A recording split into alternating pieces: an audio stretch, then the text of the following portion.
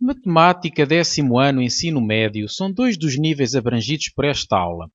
Conjuntos numéricos e radicais, aula 1. Vamos começar com uma breve nota histórica e depois vamos falar de números naturais e inteiros. Se gostar da aula, não hesite no fim em fazer like. Vamos introduzir este tema com a evolução do conceito de número.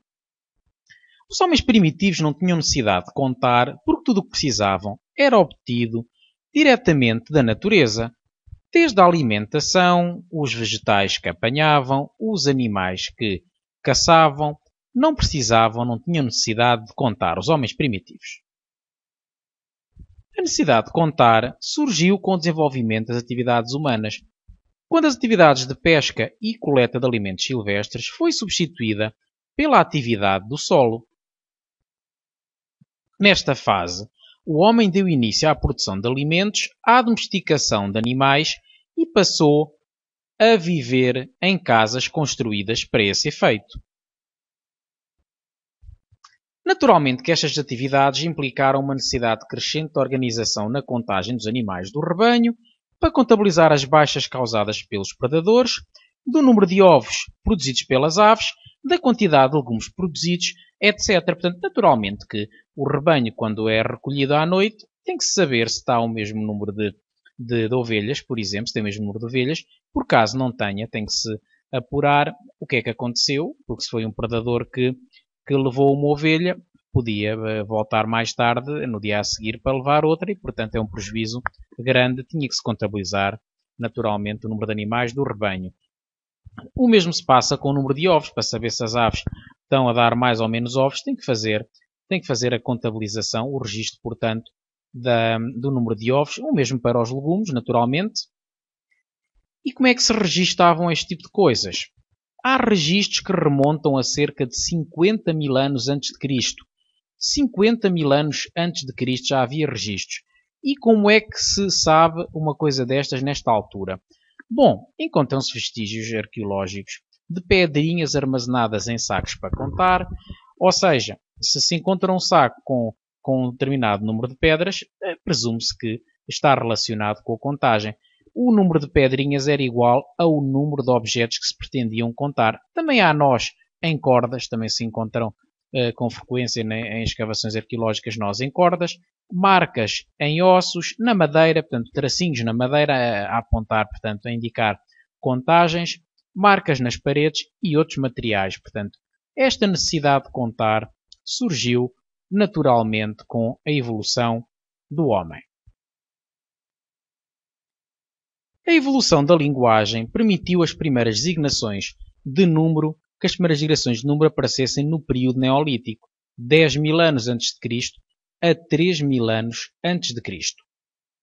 E temos aqui um exemplo, portanto, os numerais babilónicos datados de 3100 antes de Cristo e que tem portanto, uma simbologia muito intuitiva. Portanto, este símbolo denota uma unidade, este 2, 3 e assim por diante, tudo igual, só vai variando o número de objetos. Quando chega ao 9 também temos 9 objetos iguais, mas o 10 já começava a ser demais, estar a fazer 10 objetos iguais e então temos este símbolo para denotar o 10.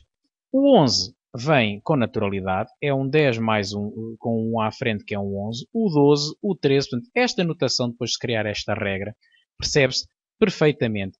E vai por aqui fora o 21, 31, 41, portanto 4 vezes, e assim por diante, até que naturalmente, caso fosse necessário contar mais que 50 objetos, de certo, quando chegasse ao 100, também se iria inventar um símbolo que denotasse o 100 e depois voltaríamos a repetir o que já fizemos até ao 99 e, portanto, estes numerais conseguem naturalmente cumprir os objetivos que é permitir um registro simplificado do número de objetos que se pretendem contar. Quer isto dizer que para fazer um 40, em vez de fazer 40 traços, fazem-se 4 símbolos como este, portanto evita 40 traços, que é muito mais difícil até para contar posteriormente. Para representar as quantidades, que como já disse foram surgindo com a necessidade que o homem teve à medida que foi evoluindo de contar, foram utilizadas expressões, gestos, palavras e símbolos criados de forma independente por cada povo. Temos aqui vários exemplos de numerais diferentes de diferentes civilizações.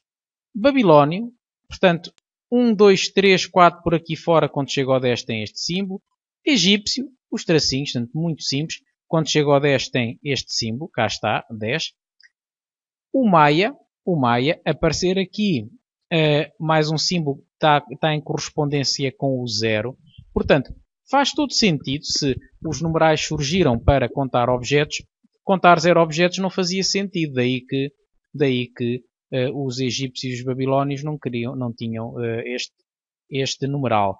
E, portanto, 2, 3, 4, tudo muito intuitivo. O 5 já é uma barra. O 6, o 7, o 8 vai por aqui fora até quando chega ao 10 são 2 barras do 5. E todos eles têm a sua lógica. A numeração romana, que se aprende na escola, a numeração romana, e a certa altura vai-nos aparecer a numeração mais próxima da que nós usamos, que é a indo-árabe, e aqui temos, parece a que nós conhecemos, 3, ora parece aqui uns símbolos um pouco estranhos, mas depois chegamos à indo-árabe 0, 1, 2, 3, 4, 5, 6, 7, 8, 9, 10, que é mais uma numeração, bastante mais compacta do que as outras, muito mais compacta e que serve perfeitamente para os objetivos, e adiante-se que os 10 símbolos árabes, ou melhor dizendo, indo-árabes, nós chamamos de numeração árabe, que utilizamos atualmente para os algarismos, só foram introduzidos na Europa pelo matemático italiano Fibonacci no século XII. Portanto, só no século XII é que se começou a utilizar estes 10 símbolos árabes. Vamos falar de números naturais e inteiros. Os números naturais são os números 1, 2, 3, 4, 5, 6, 7, 8, 9, 10, etc. Estes são os números naturais. Note-se que não é incluído o 0. Não é natural, portanto, está relacionado com não ser natural contar 0 objetos. Portanto, por isso os números naturais são os números que surgem com naturalidade, com a necessidade de contar. O conjunto dos números naturais representa-se pela letra maiúscula N com mais um traço, para distinguir da letra habitual, ou seja, um N com um traço. E assim, desta forma, fica diferente do N e distingue-se perfeitamente da letra N habitual. Deste modo, o conjunto N é o conjunto formado por 1, 2, 3, 4, 5, etc. Portanto, um conjunto com infinitos números. Se ao conjunto N acrescentarmos o 0 e os números simétricos dos números naturais, obtemos o conjunto dos números inteiros.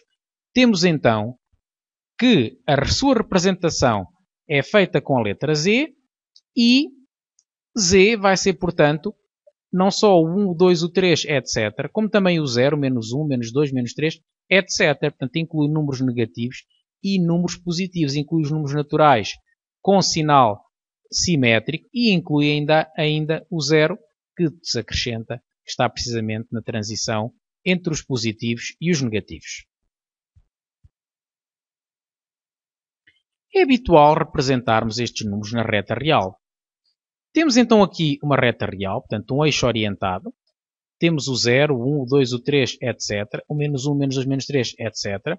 Vamos representar os números positivos à direita do 0, os números negativos à esquerda do 0 e o 0 fica, portanto, no meio destes dois, porque não é positivo nem negativo. Temos então um modo de representar os números inteiros na reta real, ou também denominado por eixo real. Vamos ver um exemplo muito simples. Representemos na reta real os pontos de abscissas 3, menos 1 e menos 4. Ora, aqui temos a reta real novamente. Marcamos o ponto 3, cá está ele, o ponto menos 1 e o ponto menos 4. E aqui temos então a representação destes 3 pontos na reta real. Já agora, completamos o que apresentámos até ao momento com o conceito que se costuma apresentar nesta altura da matéria, que é o módulo ao valor absoluto do número A. Escreve-se desta forma, 2 barras verticais a ladear o A, e é o número que representa na reta real a distância a 0. 2 números não nulos dizem-se simétricos quando têm o mesmo valor absoluto e sinais contrários. Portanto, faz sentido falar de números simétricos utilizando o conceito de módulo.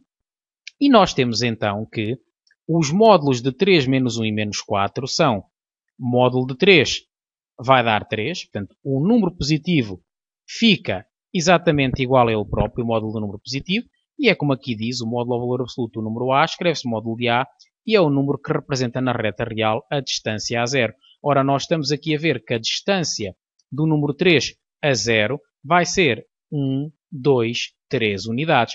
Mas a distância de menos 1 a 0 é na mesma unidade.